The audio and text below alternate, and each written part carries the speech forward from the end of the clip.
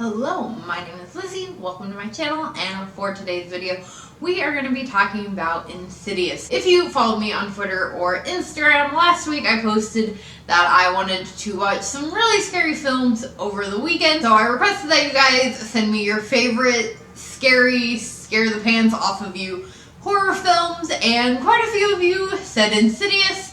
Now, I had already seen this film prior, probably right around when it came out, and I was not a big fan of it. So I thought that I would go ahead and give it a second try, and I'm gonna be honest, I really did go into this with an open mind. I really did want to be scared, and unfortunately, I wasn't. So I did watch this on Netflix here in the US. I'm not sure where else it is available, but that is where I watched it. And yeah, I just still not a fan of this one. If you've been on my channel long enough, you do know that I'm not the biggest fan of haunted possession type films in general, but I have been watching quite a few over the past couple months, especially watched quite a few with 101 Days, and so I've been getting a little bit more into it, so I was very hopeful, again, going into this wanting to be scared, but I wasn't, there was a lot about this film I didn't like. I felt like, first off, I felt like it was just too long. There were several parts in this film where I felt like it could have ended, and it just kept going way too long. I am going to talk about this film under the assumption that you all have seen it, so spoiler warning in case, for whatever reason, you haven't seen this film yet. But you have these two characters, you have these two fantastic actors that play the parents in this film who I have seen both of them in other things. I think they do fantastic jobs outside of this film, but they were just not great in this. I don't know if it was the dialogue or, I don't want to say directing because it is James Wan and he is a fantastic director. Something went wrong somewhere in this film, and maybe it's just that the actors didn't have enough chemistry. I really did not feel any chemistry between them at all. They didn't feel anywhere close to like a married couple. I felt no love whatsoever between them, like not even from the very beginning of the film. You get about 30 or so minutes into this film and they end up having this conversation. Basically, he hasn't been staying at home. He's been working late. He comes home late one night and she tells him that she needs him to be there emotionally, mentally, and he hasn't been, and that she is terrified of this house. She's terrified for their son, who at this point has already had the accident and is currently in a coma, and they're having this intense conversation, and there is just no chemistry between, and it is at this point the longest conversation I think they've had in the entire film, and again, absolutely no chemistry. Several times at this point, it felt as if the actors were like filmed in separate areas. Like, it didn't even seem like they were in the same room together, which has happened with actors, but that's just how they felt in this film. And also at that point, she is complaining so much for the little amount that has happened. Like, obviously, it is very intense that her son is in a coma. He has had this accident. She has seen a few things. A couple of weird stuff has happened, but really not much. Not in comparison, I feel like, to a lot that happens later on in the film, or just haunted possession films in general. Not a lot has happened at this point, and she is complaining so fucking much. Just a little too much, and blaming it really all on the house, even though, again, not a whole lot has happened at this point. But they end up having this conversation.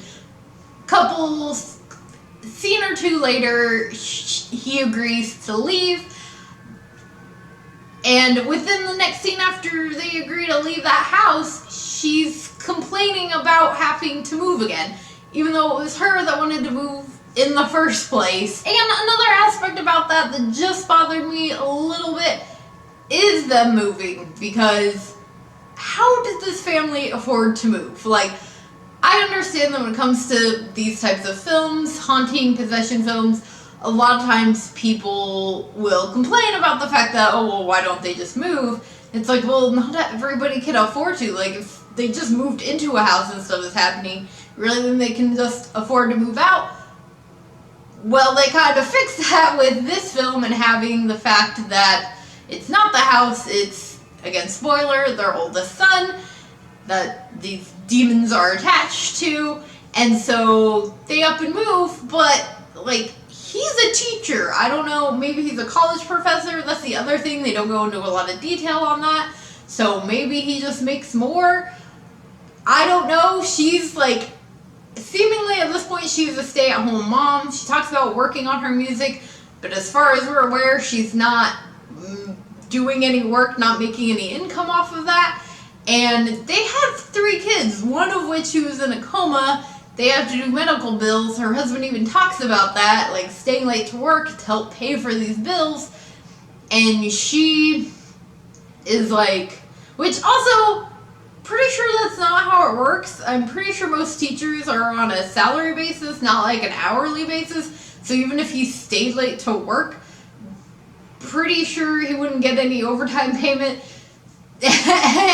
Anywho, but she, and then they have like a newborn, which is also extremely expensive. Like, it just makes absolutely no sense how this family can afford to have just moved into one house, fairly nice big house, into another one. I mean, I grew up moving around. Anybody who's moved houses will know that your house just doesn't instantly sell. And especially because this film came out in 2010, like, I know it's fictional, but come on, like, the housing market was not great at that time. It's just a mess to me, and so much goes on in this film. I mean, it goes from, like, seeming to be a haunted house to it's attached to the sun because he's astro projecting, like they insert astro projecting, and these demons that are attached to him, and then they're also attached to the husband.